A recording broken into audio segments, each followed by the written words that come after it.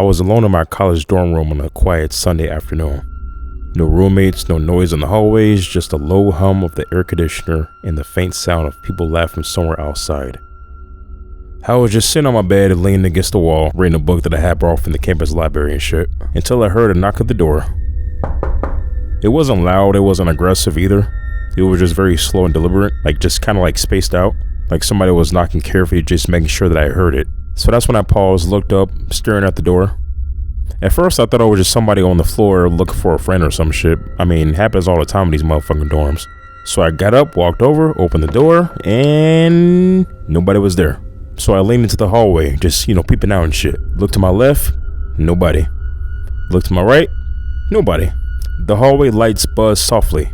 The doors were closed, no footsteps, no voices. I stood there for a few seconds, just feeling stupid for even being cautious. There's probably somebody fucking around, I muttered to myself. So I closed the door, went back to bed. A couple of hours later, I was playing Xbox with the homies. We were in a party chat talking hella shit. Bro, you trash as fuck. One of them laughed through the headset. Man, shut up, you only killed me because I was lagging, motherfucker. I shot back. We were just all laughing, yelling, fully locked into the game. And then it happened again. Another knock at the door. This time it was loud. I froze mid-game and told everybody to hold up, so I took off my headset and walked to the door again. I opened it and still nothing.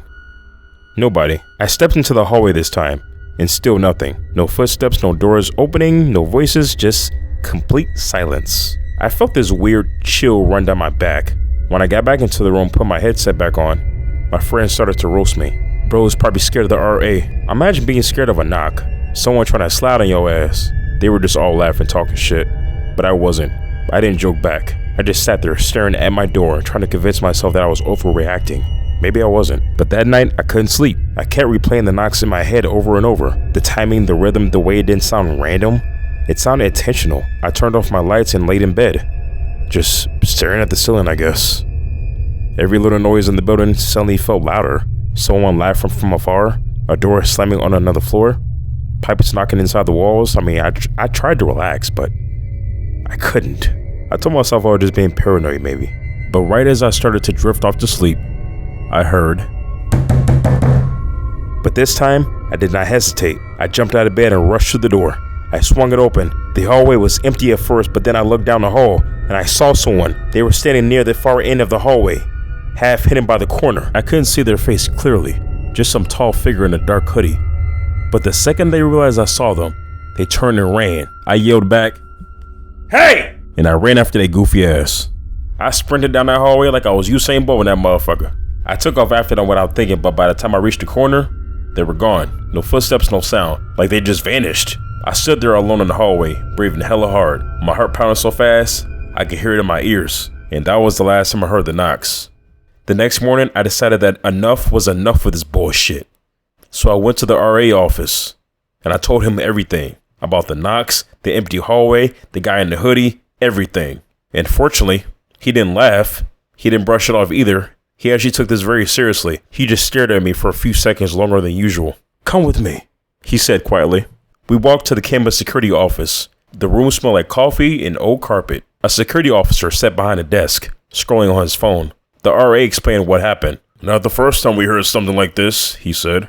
They checked the dorm access logs. Every student has a key card. Every time someone enters the building or hallway after hours, it gets recorded. The officer typed on his keyboard. Clicked through timestamps. He stopped suddenly.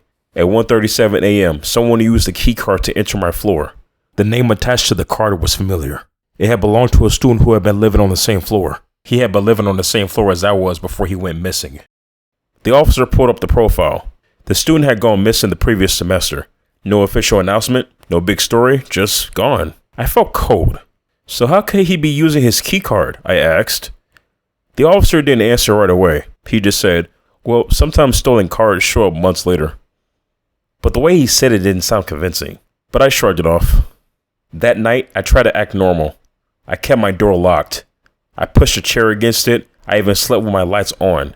And after midnight, I heard footsteps outside my door. They stopped right in front of my room.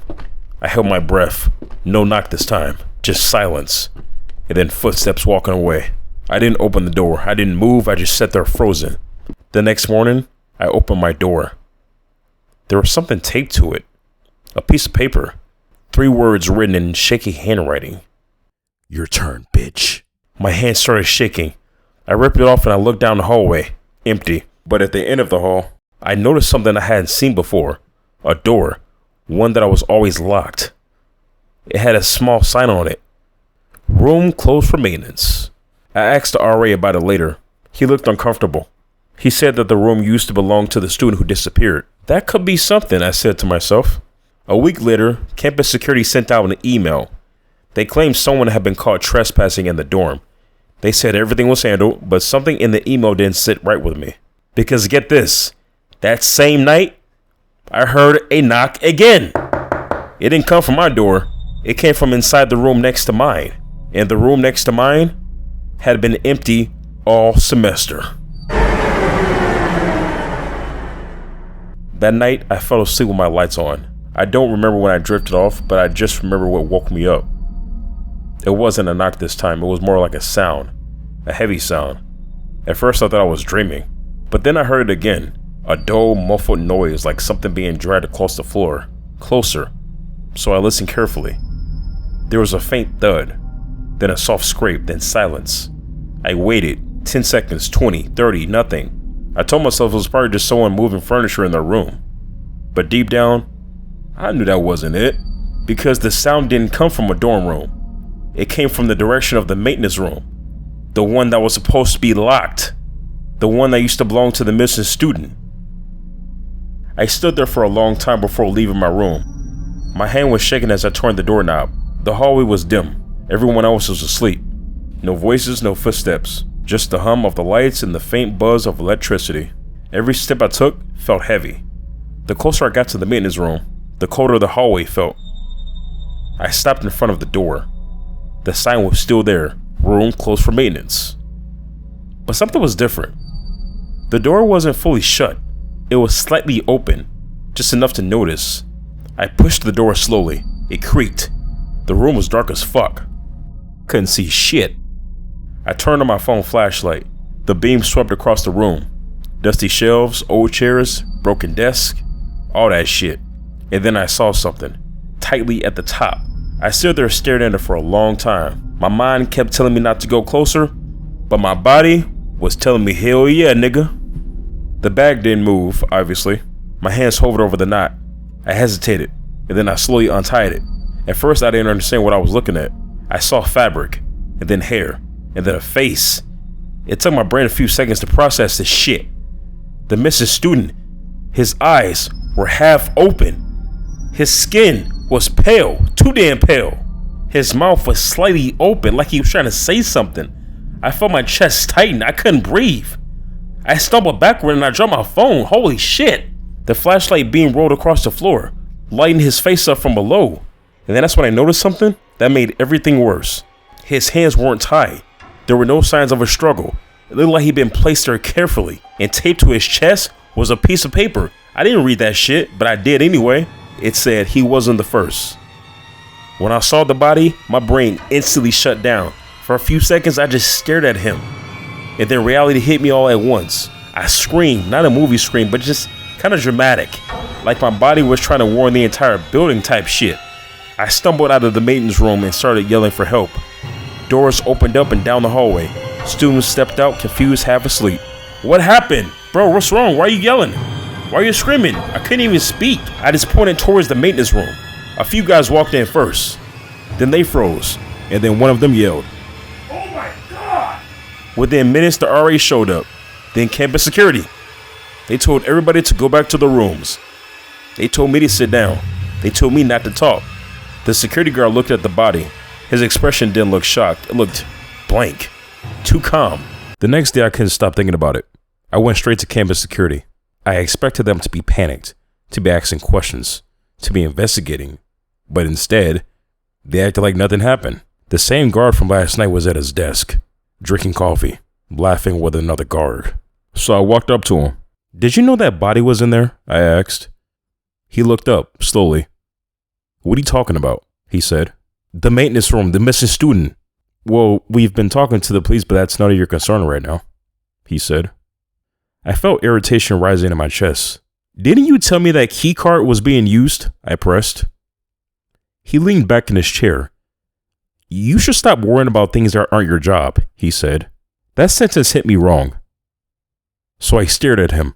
Someone was murdered. That is my concern, I said. For the first time, his jaw tightened. And then he gave me this look, just very cold, like he was studying me or something. Well, you found the body, so that's all that matters, right? He said. For a moment, I just glared. But then I just left the room. I wasn't going to put up with this bullshit. About a week later, the police called me into the station. They wanted a full statement. 2 detectives sat across from me in a quiet room.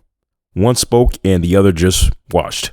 You understand that we just have to look closely at the person who found the body, the detective said. Wait, you think I did it? I said. No, we're not saying that. We just need the truth, he replied. I already told you the truth, I said. He slid a photo across the table. Walk us through it again, he said. So I did. Every detail, every sound, every step. My voice shook, but it didn't change a thing. I would never do something like that, I said. They studied my face for what felt like forever, looking for cracks, looking for hesitation, for guilt. And then finally, one of them nodded and said, we'll be in touch. But I could just tell they weren't convinced yet. Life on campus felt different after that. Just quieter, tense. Rumors spread everywhere. Some students transferred, fearing for their life. Others refusing to walk alone at night. And then one afternoon, everything exploded. Police cars flooded the campus. Lights flashing, students gathering outside. Just whispers moving through the crowd. I stopped someone walking past. What happened? I said. They arrested someone, he said. Who? I asked. And then I looked up. But before they could answer, the police walked the suspect out in handcuffs. The campus security guard, the same one. The one who never looked surprised, never looked concerned, and never asked questions. I felt frozen watching him pass by.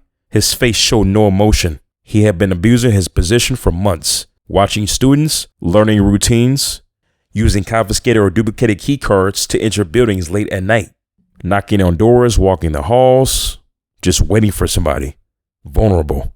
And the police believe he killed the missing student weeks before I ever heard those knocks and hid the body in that maintenance room. But the part that still keeps me up at night is this. Because after the security guard was arrested, the campus slowly started breathing again. The students went back to laughing in the hallways. The dorm parties came back. Doors stayed open again. And for the first time in months, everything felt normal. And I convinced myself that it was over. The police did believe the security guard killed the missing student. They believed he had been stalking people for months, maybe years, using his job to learn routines, to find the perfect victim. And once he was locked up, everybody assumed the nightmare was finished, including me. Until around 12 o'clock one night, it was dead silent. The kind of silence that just makes your ear ring. I was sleeping peacefully. And then I heard something. That very familiar knock. My entire body went cold. There was just no way. The guy was in jail. I mean, what the hell? The guy they arrested, he was in jail, right? I didn't move. I didn't breathe. I was confused. And then the doorknob just rattled, just once, twice, harder. Like somebody was trying to get in. I slid quietly out of bed, every nerve in my body just screaming, and then fast footsteps running away from the door. I forced myself to move towards the door. Every instinct told me not to open it. But I looked at a peephole. At first, nothing, and then movement. Down the hallway, a figure in a dark hoodie, exactly like the one I chased months earlier. My brain wasn't able to process this shit. Didn't they arrest him? I said to myself. And suddenly, the figure stopped, like they felt me watching, and slowly they turned. Even from that distance, I could feel it. They were staring directly at me. And then they charged, full sprint, straight at me. I jumped back and I slammed the door shut. My hands were shaking so badly I could barely grip it. Just heavy footsteps outside the door. And then they stopped. Right outside. Silence. The kind that crushes your chest. I expected pounding, scratching, something, but instead, Just soft movement, like fabric brushing against the door. And then the footsteps just walked away. Just calm. And gone. I didn't sleep at all that night. The next morning, my phone rang.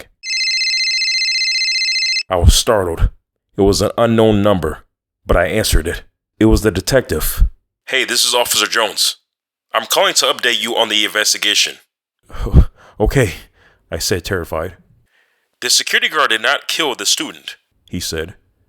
For a second, I didn't understand what he meant. But you arrested him, I said. We did, but new evidence confirms that someone else committed the murder, he said. The room just suddenly felt smaller, like the walls had shifted inward. So, what was he arrested for? I said. He was an accomplice. He assisted after the fact, moving the body, concealing evidence, granting access to restricted areas. I felt cold all over. If the guard didn't do it, then who did? Almost like he could hear my thoughts. The detective added quietly. At this time, the primary suspect has not been identified. Before I could stop myself, I just told him everything. There's something that I never told you, but I think there's someone that's been watching me. Now I had his full attention. What makes you say that? He said. I took a breath, trying to steady my voice. Like, there was these knocks. There's someone just knocking at my door late at night, every night. Just someone's been watching me. It was like every time I went out to go outside the hallway, there was this hooded figure. There's this guy. I don't know if it was a male or female, but someone's just standing there, just watching me. And then last night, they started charging towards me. I told him everything. He didn't interrupt once. He didn't question me. He just listened. And when I finished, the silence on the line felt heavier than before. Can you describe the individual? He asked. Tall, medium build, always in a dark hoodie. I never saw their face. Was it a male or female? He asked. I don't know, I said. Did they speak? He asked. No, I said. And then another pause. Were you aware that a hooded individual appears briefly on one of the hallway cameras the night the body was moved? He asked. My heart skipped. Wait, you're saying that I'm not the only one who saw them? I asked. No, you're not, he said quietly. Are they still on campus? He asked. I don't know, I said. This was the moment the fear truly set in. Not when I found the body, not when the guard was arrested, but right there. Because the person responsible was still out there. For now, keep your door locked at all times. If you notice anything unusual, anything at all, call us immediately. Like this wasn't over. Like it could damn well happen again. I was scared as hell. And before he hung up, he just said, "We'll be in touch." And then the line clicked dead. A few days later, I moved out. Most people assumed that I was overreacting. Maybe I was. But they didn't hear the knocks. They didn't see the body like I did at first. They didn't hear those footsteps. They didn't have somebody chasing them down the hallway. They didn't feel what it was like knowing the person responsible was never caught. And you'd think that I would have felt safe once I left campus, but I didn't. Because the first few nights back, when I moved back into my parents' house, I barely slept. Because every creak of the house snapped my eyes wide open. Every car passing by made me look out the window. I started checking the locks 3-4 times before I went to sleep. My parents noticed. They never said it outright, but they could just tell that I was worried. So they started doing small things. My dad installed motion lights outside and double-checked every window before going to sleep. Sometimes I hear his footsteps moving across the hallways at night, just making sure that everything was secure. My mom would even text me from her room if she heard a noise. Just 2 words. You okay? They never made me feel crazy. Never told me just to forget about it. They understood that some things you just can't move on from. To this day, they never identified the killer. The security guard did confess to moving the body, but he refused to give a name, refused to describe the person. And the police believe he was protecting somebody, or maybe he was afraid of them. But either way, the hooded figure was never found. No arrests, no suspects, nothing. And sometimes I think about that night and how close those footsteps got to my door. What if I opened the door? What if they got inside? What if they broke it down? Anything that I was thinking about. Sometimes even when the house is completely silent, I hear a random knock somewhere in the distance. Maybe it's a neighbor, maybe it's nothing. But my heart still races the same way it did back then. Because one thing I learned from all this, sometimes the scariest part isn't what you saw. It's knowing that whoever was responsible is still out there, somewhere. You'll probably never know who it was standing outside your door, just listening, waiting, knocking.